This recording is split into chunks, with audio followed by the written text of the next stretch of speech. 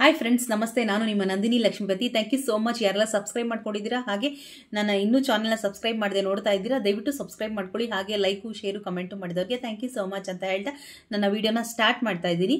So ಇವತ್ತು ಬಂದ್ಬಿಟ್ಟು constable ಹುದ್ದೆಗೆ ಕಾಲ್ಫರ್ ಮಾಡಿದ್ದಾರೆ. 3588 ಜನಗಳು ಬೇಕಾಗಿದ್ದಾರೆ. ಸೊ ಇದ್ರ ಹೆಸರು ಬಂದ್ಬಿಟ್ಟು ಕಾನ್ಸ್ಟೇಬಲ್ ಟ್ರೇಡ್ಮೆನ್ ಹುದ್ದೆ ಅಂತ. ಸೊ ಇನ್ನೊಂದು ವಿಷಯ ನಾನು ಹೇಳಕ್ ಇಷ್ಟಪಡ್ತೀನಿ ಈ ವಿಡಿಯೋದಲ್ಲಿ. ಸೊ ನಾನು ಮಾಡ್ತಾ ಇರೋವಂಥ ವಿಡಿಯೋ ಯಾವುದು ಫೇಕ್ ಅಲ್ಲ. ಸೊ ಜನಗಳಿಗೆ ಹೆಲ್ಪ್ ಆಗಲಿ ಅಂತ ಖಂಡಿತ 100%. ಈಗ ವಿಡಿಯೋ ಮಾಡೋ ಬರದಲ್ಲಿ ನಾವುಗಳು ನಮಗೆ ವ್ಯೂಸ್ ಸಿಗುತ್ತೆ, ಶೇರ್ ಸಿಗುತ್ತೆ, ಲೈಕ್ ಸಿಗುತ್ತೆ, ಕಮೆಂಟ್ ಸಿಗುತ್ತೆ ಅಂತ ಏನೇನೋ ವಿಡಿಯೋಸ್ ಮಾಡ್ತಾ ಇಲ್ಲ.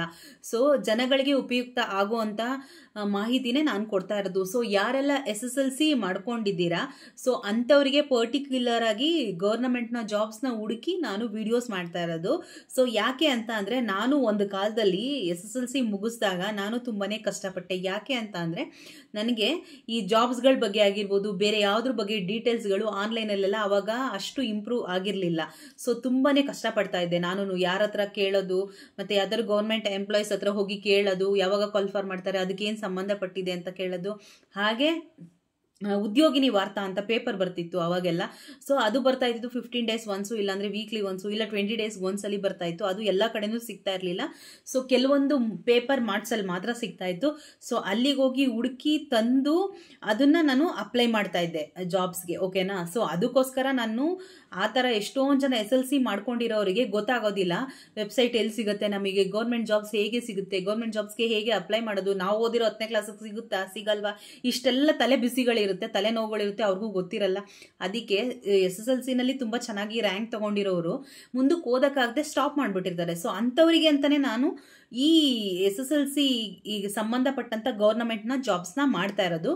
ಸೊ ಅದಕ್ಕೇನೆ ನಾನು ಯಾರಿಗೆಲ್ಲ ಇಂಟ್ರೆಸ್ಟ್ ಇದೆ SSLC ಬೇಸಿಸ್ ಮೇಲೆ ಜಾಬ್ ತಗೊಳ್ಳಿ ಅಂತಾನೆ ನಾನು ಪರ್ಟಿಕ್ಯುಲರ್ ಆಗಿ ಸರ್ಚ್ ಮಾಡಿ ಈ ವಿಡಿಯೋಸ್ನ ಮಾಡ್ತಾ ಇರೋದು. ಸೊ ಇದು ಯಾವುದು ಫೇಕ್ ಅಲ್ಲ, ಒರಿಜಿನಲ್ ಇದು. ಓಕೆನಾ. ಸೊ ಆ ವೆಬ್ಸೈಟು ಕೂಡ ಒರಿಜಿನಲ್ಲು. ನೀವು ಜಸ್ಟ್ ಅದ್ರ ಮೇಲೆ ಕ್ಲಿಕ್ ಮಾಡಿದ್ರೆ ನಿಮಗೆ ಫುಲ್ಲು ಎಲ್ಲ ಡೀಟೇಲ್ಸು ಬರುತ್ತೆ. ಓಕೆನಾ. ಸೊ ನೆಕ್ಸ್ಟ್ ಬಂದ್ಬಿಟ್ಟು ಏನೇನು ಡೀಟೇಲ್ಸ್ ಬೇಕು ಈ BSF ಕಾನ್ಸ್ಟೇಬಲ್ಗೆ ಅಪ್ಲೈ ಮಾಡೋದಕ್ಕೆ ಅಂತ ಹೇಳ್ತೀನಿ. ಸೊ ಈ ಜಾಬ್ ಬಂದ್ಬಿಟ್ಟು ನಿಮಗೆ BSF ಕಾನ್ಸ್ಟೇಬಲ್ ಟ್ರೇಡ್ಮೆನ್ಸ್ ಹುದ್ದೆಗಳು ಅಂತ. ಓಕೆನಾ. ಹಾಗೆ ಮತ್ತೆ ನಿಮಗೆ ಅರ್ಜಿ ಸ್ಟಾರ್ಟ್ ಆಗೋದು ಬಂದ್ಬಿಟ್ಟು 26ನೇ ತಾರೀಕಿಂದ ಓಪನ್ ಆಗುತ್ತೆ ಅಪ್ಲಿಕೇಶನ್ನು. ಸೊ ನನಗೆ ಇನ್ನೊಂದು ಏನು ವಿಷಯ ಅಂತಂದರೆ, ಇದು ಬೇಗನೆ ಫಾಸ್ಟಾಗಿ ಈಗ ಎಲ್ಲರಿಗೂ ಪಬ್ಲಿಕ್ ಗೊತ್ತಾಗಕ್ಕೆ ಮುಂಚೆ, ಅಂದರೆ ಬೇಗ ಸ್ಪ್ರೆಡ್ ಆಗಕ್ಕೆ ಮುಂಚೆ ನಾನು ನಿಮ್ಗಳಿಗೆ ಈ ಡೀಟೇಲ್ಸ್ನ ಕೊಡ್ತಾ ಇದ್ದೀನಿ. ಈಗ ಜುಲೈ 26, 2025 ಇನ್ನೂ ಬಂದಿಲ್ಲ. ಸೊ ನಿಮಗೆ 25ನೇ ತಾರೀಕಿದು ಅಪ್ಲಿಕೇಶನ್ ಫಾರ್ಮ್ ಓಪನ್ ಮಾಡ್ತಾರೆ, ಅಂದರೆ ನಾಳೆ ಓಪನ್ ಮಾಡ್ತಾರೆ. ಸೊ ಯಾರೆಲ್ಲ ಇಂಟ್ರೆಸ್ಟ್ ಇದೆ, ನೀವು ಇವತ್ತು ಓಪನ್ ಮಾಡಿದ್ರೆ, ಚೆಕ್ ಮಾಡಿದ್ರೆ ನಿಮಗೆ ವೆಬ್ಸೈಟಲ್ಲಿ ಡೀಟೇಲ್ಸ್ ಸಿಗುತ್ತೆ, ಅಪ್ಲಿಕೇಶನ್ ಓಪನ್ ಆಗಲ್ಲ. ಸೊ 26ನೇ ತಾರೀಕು ನಾಳೆ ಓಪನ್ ಮಾಡಿ, ನೀವು 100% ನಿಮಗೆ ಅಪ್ಲಿಕೇಶನ್ ಓಪನ್ ಆಗುತ್ತೆ, ಅಪ್ಲೈ ಮಾಡ್ಬೋದು.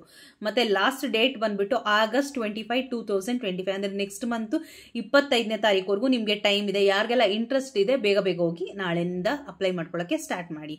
ಹಾಗೆ ಅರ್ಹತೆ ಏನು ನೋಡಿ, ನಾನು ಅವಾಗಲೇ ಹೇಳ್ದಂಗೆ ಬರೀ ನಾನು ಪರ್ಟಿಕ್ಯುಲರ್ SSLC ವಿಡಿಯೋ ಅಷ್ಟೇ ಮಾಡ್ತಾ ಇದ್ದೀನಿ. ಸೊ ಇದು ಅಭ್ಯರ್ಥಿಗಳು ಯಾವುದೇ ಮಾನ್ಯತೆ ಪಡೆದ ಮಂಡಳಿಯ 10ನೇ ತರಗತಿ ಹಾಗಿದ್ರೆ ಸಾಕು, ಮಾಡ್ಬೋದು. ಜೊತೆಗೆ ಸಂಬಂಧಿತ ಹಣೆ ITI ಪ್ರಮಾಣ ಪತ್ರ ಹೊಂದಿರಬೇಕು. ಅಂದರೆ ನಿಮ್ಗೆ ಏನಾದ್ರು ITI ಆಗಿದ್ರೆ, ಫಸ್ಟ್ PUC ಆಗಿದ್ರೆ, ಸೆಕೆಂಡ್ PUC ಆಗಿದ್ರೆ, ಇನ್ ಕೇಸ್ ನಿಮ್ಮ ಹತ್ರ ಸರ್ಟಿಫಿಕೇಟ್ಸ್ ಇದ್ರೆ ಯು ಕ್ಯಾನ್ ಅಪ್ಲೈ. ಅಂದರೆ ನೀವು ಅದ್ರ ಜೊತೆಗೆ ಆ್ಯಡ್ ಮಾಡಿ, ಅಂದರೆ ಅದನ್ನು ಹಾಕ್ಬೋದು.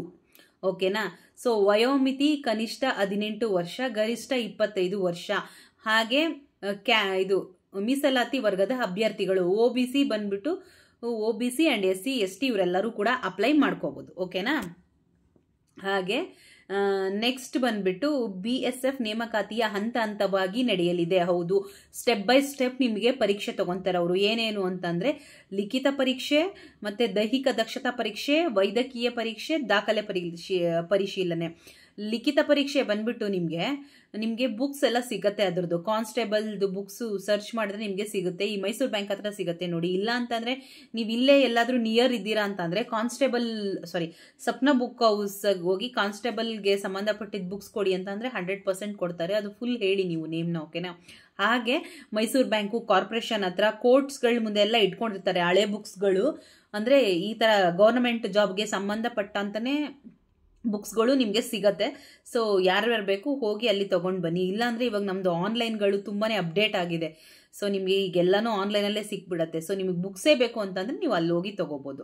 ಹಾಗೆ ದೈಹಿಕ ದಕ್ಷತಾ ಪರೀಕ್ಷಾ, ಫಿಟ್ನೆಸ್ ಬಗ್ಗೆ ಸ್ವಲ್ಪ ಚೆಕ್ ಮಾಡ್ತಾರೆ. ಯಾಕಂದರೆ ಇವಾಗ NCCನಲ್ಲಿ ನಾವೆಲ್ಲ ಆಲ್ರೆಡಿ ಅಲ್ಲಿ ವಾರ್ಮ್ ಅಪ್ ಮಾಡಿಸೋದು, ಎಕ್ಸಸೈಸ್ ಮಾಡಿಸೋದು, ಮತ್ತು ಕಷ್ಟವಾಗಿರೋ ಕೆಲಸ ಮಾಡೋದು, ರೈಫಲ್ ಶೂಟ್ ಇಂಥದ್ದೆಲ್ಲ ಮಾಡಿಸಿರ್ತಾರೆ. ಆದರೆ ಅದು ಸ್ವಲ್ಪ ಕೆಲವ್ರಿಗೆ ಟಚ್ ಹೋಗಿರುತ್ತೆ. NCC ಮತ್ತು ಸ್ಕೂಲಲ್ಲಿ ಕಾಲೇಜ್ಗಳಲ್ಲೆಲ್ಲ ಇದು ಮಾಡಿಸಿರ್ತಾರೆ. ಸೊ ಕೆಲವ್ರಿಗೆ ಟಚ್ ಹೋಗಿದ್ರೆ, ಇಲ್ಲ ಕೆಲವರು ದಿನನಿತ್ಯ ಎಕ್ಸಸೈಸು, ವರ್ಕೌಟ್ಸು ಈ ಥರ ಎಲ್ಲ ಮಾಡ್ತಾ ಇದ್ರೆ ನೋ ಪ್ರಾಬ್ಲಮ್. ಬಟ್ ಫಿಟ್ನೆಸ್ ಬಗ್ಗೆ ಸ್ವಲ್ಪ ರೆಡಿಯಾಗಿ ಹೋಗಿ. ಸಡನ್ನಾಗಿ ಅಲ್ಲಿಗೆ ಹೋಗಿದ ತಕ್ಷಣ ನಿಮಗೆ ದೈಹಿಕ ಪರೀಕ್ಷೆ ಸ್ವಲ್ಪ ಕಷ್ಟ ಆಗ್ಬೋದು. ಸೊ ಅದಕ್ಕೇನೆ ಅವರ ನಿಮ್ಮನ್ನ ಸೆಲೆಕ್ಟ್ ಮಾಡಾದ್ಮೇಲೆ ಟ್ರೈನಿಂಗ್ ಸಪ್ರೇಟೇ ಇರುತ್ತೆ ನಿಮಗೆ, ಓಕೆನಾ. ಫಿಸಿಕಲ್ ಫಿಟ್ನೆಸ್ ಬಗ್ಗೆ ನಿಮ್ಗೆ ಅವ್ರು ಹೇಳ್ಕೊಡೋದೇ ಸಪ್ರೇಟ್ ಇರುತ್ತೆ. ಬಟ್ ನೀವು ಅದಕ್ಕಿಂತ ಮುಂಚೆ ಅವ್ರಿಗೆ ಎಕ್ಸಾಮಲ್ಲಿ ಪಾಸ್ ಆಗಬೇಕಲ್ಲ. ಸೊ ಅದಕ್ಕೆ ಸ್ವಲ್ಪ ಮಾರ್ನಿಂಗ್ ಎದ್ದು 5 o'clockಗೆ ವರ್ಕೌಟ್ ಮಾಡೋದು, ಇಲ್ಲ ಚೆನ್ನಾಗಿ ರನ್ ಮಾಡೋದು, ಈ ಥರದಕ್ಕೆಲ್ಲ ಸ್ವಲ್ಪ ಗಮನ ಕೊಟ್ಟು ಪ್ರಾಕ್ಟೀಸ್ ಮಾಡಿ ನಿಮಗೆ 100% ಆಗುತ್ತೆ. ಹಾಗೆ ವೈದ್ಯಕೀಯ ಪರೀಕ್ಷೆ ಬಂದುಬಿಟ್ಟು ಮೆಡಿಕಲ್ ಸರ್ಟಿಫಿಕೇಟ್ ಕೊಡ್ತಾರೆ. ಬಟ್ ನೀವು ಇವಾಗ ಏನೂ ಸಬ್ಮಿಟ್ ಮಾಡೋ ಹಂಗಿಲ್ಲ.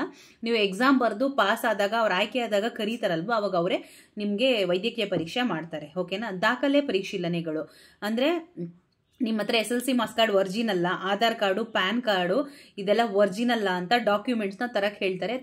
ತಗೊಂಡು ಹೋದಾಗ ಅದನ್ನು ಒರಿಜಿನಲ್ ಅಂತ ಚೆಕ್ ಮಾಡ್ತಾರೆ. ಸೊ ಎಲ್ಲರೂ ಒರಿಜಿನಲ್ ಏನೇನಿದೆ ಅದನ್ನೆಲ್ಲ ಡಾಕ್ಯುಮೆಂಟ್ಸ್ನ ಕ್ಯಾರಿ ಮಾಡಿ, ಓಕೆನಾ. ಹಾಗೆ ಪ್ರತಿಯೊಬ್ಬ ಅಭ್ಯರ್ಥಿಗಳು ಎಲ್ಲ ಹಂತಗಳಲ್ಲೂ ಯಶಸ್ವಿಯಾಗಿ ಉತ್ತೀರ್ಣರಾಗಬೇಕು. ಅಂದರೆ ಈಗೇನು 4 ಸ್ಟೆಪ್ಸ್ ಇದೆ ಅದನ್ನು ನೀವೆಲ್ಲರೂ ಪಾಸ್ ಆಗಲೇಬೇಕು, ಓಕೆನಾ.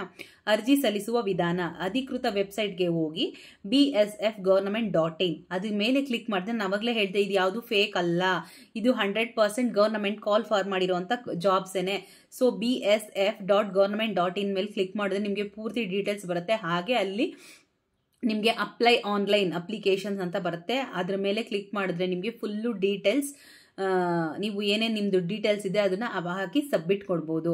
ಅರ್ಜಿ ಫಾರ್ಮನ್ನು ಸಂಪೂರ್ಣವಾಗಿ ಭರ್ತಿ ಮಾಡಿ. ನೀವು ಕ್ಲೀನಾಗಿ ನಿಮ್ಮ ಡೀಟೇಲ್ಸ್ ಏನಿದೆ, ಸ್ಪೆಲ್ಲಿಂಗ್ ಮಿಸ್ಟೇಕ್ ಆಗಿರ್ಬೋದು, ಇನ್ಶಿಯಲ್ಸ್ ಮೇನ್ ಮಿಸ್ಟೇಕ್ ಮಾಡ್ತೀರಾ ಯಾವಾಗಲೂ ಗೌರ್ಮೆಂಟ್ ಜಾಬ್ಸ್ಗೆ ಅಪ್ಲೈ ಮಾಡ್ಬೇಕಾದ್ರೆ, ಅದನ್ನೊಂದ್ಸಲಿ ಚೆಕ್ ಮಾಡ್ಕೊಳ್ಳಿ. ಅಗತ್ಯ ದಾಖಲೆಗಳನ್ನು ಅಪ್ಲೋಡ್ ಮಾಡಿ. ಅಂದರೆ ಎಲ್ಲ ಚೆಕ್ ಮಾಡಿಕೊಂಡು ಒಂದ್ಸಲಿ ಏನೇನು ಡಾಕ್ಯುಮೆಂಟ್ಸ್ ಹೇಳಿದ್ದಾರೆ, SSLC marks card, PAN card, Aadhaar card ಇದಿಷ್ಟನ್ನು ಸಬ್ಮಿಟ್ ಮಾಡಿ, ಓಕೆನಾ. ಅರ್ಜಿ ಶುಲ್ಕ ಪಾವತಿಸಿ ಅರ್ಜಿ ಸಲ್ಲಿಸಿ. ನೋಡಿ ಇದಕ್ಕೆ ಸ್ವಲ್ಪ ಫೀಸ್ ಇದೆ. ಸೊ ಎಲ್ಲ ಗೌರ್ಮೆಂಟ್ ಜಾಬ್ಸ್ಗೆ ನೀವು ಅಪ್ಲೈ ಮಾಡ್ದಂಗೆ 1000 ರೂಪಾಯಿ, 800, 900 ಆ ಥರ ಎಲ್ಲ, ಜಸ್ಟ್ 100 ರೂಪೀಸ್.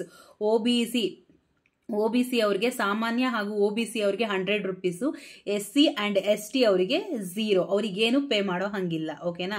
ಮುಖ್ಯ ಅಂಶಗಳು ಒಂದು ಸ್ವಲ್ಪ ನೆನಪಲ್ಲಿ ಇಟ್ಕೊಳ್ಳಿ. ಹುದ್ದೆಗಳು ಒಟ್ಟು ಸಂಖ್ಯೆ ಇನ್ನೊಂದ್ಸರಿ ಹೇಳ್ತಾ ಇದ್ದೀವಿ, 3588 ಜಾಬ್ ಇರೋದು, ಓಕೆನಾ. ಯಾರು ಬೇಕಾದ್ರೂ ಅಪ್ಲೈ ಮಾಡಿ. ವಿಭಾಗ ಕಾನ್ಸ್ಟೇಬಲ್ ಟ್ರೇಡ್ಮನ್ಸ್. ಅರ್ಜಿ ಜುಲೈ 26, ಅರ್ಜಿ ಶುರು ಜುಲೈ 26, 2025. ನಾಳೆ ನಿಮ್ಮದು ವೆಬ್ಸೈಟಲ್ಲಿ ಅಪ್ಲಿಕೇಶನ್ ಲಿಂಕ್ ಓಪನ್ ಆಗುತ್ತೆ.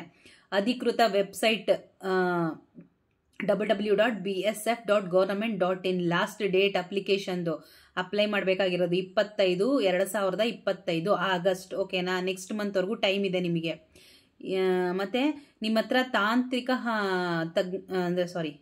ದೇಶದ ಗಡಿ ಭಾಗಗಳನ್ನು ಕಾಪಾಡುವಲ್ಲಿ ಆಸಕ್ತಿ ಹೊಂದಿರುವ ಉತ್ಸಾಹಿಗಳು ಈ ಅವಕಾಶವನ್ನು ಬಳಸಿಕೊಳ್ಳಿ. ಅಂದರೆ ಯಾರಿಗೆಲ್ಲ ಆರ್ಮಿಗೆ ಹೋಗಬೇಕು, ಮತ್ತು ನನ್ನ ದೇಶಕ್ಕೋಸ್ಕರ ಸೇವೆ ಸಲ್ಲಿಸಬೇಕು, ನಾನೊಬ್ಬ ಒಂದು ಒಳ್ಳೆ ಪರ್ಸನ್ ಆಗಬೇಕು, ನಮ್ಮ ದೇಶಕ್ಕೆ ನನಗೆ ಕೊಡುಗೆ ಕೊಡಬೇಕು ಅಂತ ಇರೋರೆಲ್ಲ, ಅಥವಾ ತುಂಬ ಕಾನ್ಸ್ಟೇಬಲ್ಲು, ಪೊಲೀಸು, ಈ ಆರ್ಮಿ ಇಂಥವೆಲ್ಲ ಇಂಟ್ರೆಸ್ಟ್ ಇಟ್ಕೊಂಡಿರೋರು ಈ ಜಾಬ್ಗೆ ಅಪ್ಲೈ ಮಾಡ್ಕೊಳ್ಳಿ. ಇದು ತುಂಬಾ ಉಪಯೋಗ ಆಗುತ್ತೆ ನಿಮಗೆ, ಓಕೆನಾ. ಅಧಿಕೃತ ಅಧಿಸೂಚನೆ ಮತ್ತು ಹುದ್ದೆಗಳ ವಿಭಾಗ ವಿವರಗಳನ್ನು ಪಡೆದುಕೊಳ್ಳಿ. ಹಾಗೆ BS recruitment 2025 notification PDF file ಬರುತ್ತೆ. ಸೊ ನಿಮ್ಗೆ ಇನ್ನೂ ಹೆಚ್ಚಿನ ಮಾಹಿತಿ ಬೇಕಂದ್ರೆ ಅದ್ರ ಮೇಲೆ ಕ್ಲಿಕ್ ಮಾಡಿದ್ರೆ ನಿಮಗೆ ಡೀಟೇಲ್ಸ್ ಸಿಗುತ್ತೆ. ಹಾಗೆ ನಿಮಗೆ ಅವರು ಹೆಚ್ಚಿನ ಮಾಹಿತಿ ಬೇಕು ಅಂತಂದರೆ ಸಹಾಯವಾಣಿ ಕೂಡ ಇದೆ, ಸಂಪರ್ಕಿಸಬಹುದು. ವೆಬ್ಸೈಟ್ನಲ್ಲಿ ಒಂದು ನಂಬರ್ ಕೊಟ್ಟಿದ್ದಾರೆ. ನೀವು ಜಸ್ಟ್ ವೆಬ್ಸೈಟ್ ಓಪನ್ ಮಾಡಿದ ತಕ್ಷಣ ಡೈರೆಕ್ಟಾಗಿ ಅದು ನಂಬರ್ ಬ್ಲಿಂಕ್ ಆಗ್ತಾ ಇರುತ್ತೆ. ಸೊ ಅದ್ ನಂಬರ್ ತೊಗೊಂಡು ನೀವು ಕಾಲ್ ಮಾಡಿ ನಿಮ್ಗೆ ಇನ್ನೂ ಏನೇನು ಡೀಟೇಲ್ಸ್ ಬೇಕೋ ಎಲ್ಲನೂ ತಿಳ್ಕೊಬೋದು, ಓಕೆನಾ. ಸೊ ಯಾರೆಲ್ಲ ಇಂಟ್ರೆಸ್ಟ್ ಇದ್ದೀರಾ ಅಪ್ಲೈ ಮಾಡಿ. ಹಾಗೇನೆ ಇನ್ನೊಂದು ಮೇನ್ ಹೇಳ್ತೀನಿ, ಯಾರ ಹತ್ರ A certificate, B certificate, C certificate ಇದೆ, ಓಕೆನಾ. ಸೊ NCC ಕ್ಯಾಡಿಯೇಟ್ಸ್ ಆಗಿದ್ರೆ ಸ್ಕೂಲಲ್ಲಿ, ಕಾಲೇಜಲ್ಲಿ ಆ ಸರ್ಟಿಫಿಕೇಟ್ಸ್ಗಳನ್ನು ನೀವು ನಿಮ್ಮ ಅಪ್ಲಿಕೇಶನ್ ಫಾರ್ಮಲ್ಲಿ ಸಬ್ಮಿಟ್ ಮಾಡಿ. ಹಾಗೆ ನೀವು ಜಾಯಿನ್ ಆದಮೇಲೆ, ಅಂದರೆ ನೀವು ಎಕ್ಸಾಮಲ್ಲಿ ಪಾಸ್ ಆದಮೇಲೆ ಆ ಒರಿಜಿನಲ್ ಸರ್ಟಿಫಿಕೇಟ್ಸ್ನೆಲ್ಲ ಕ್ಯಾರಿ ಮಾಡಿ.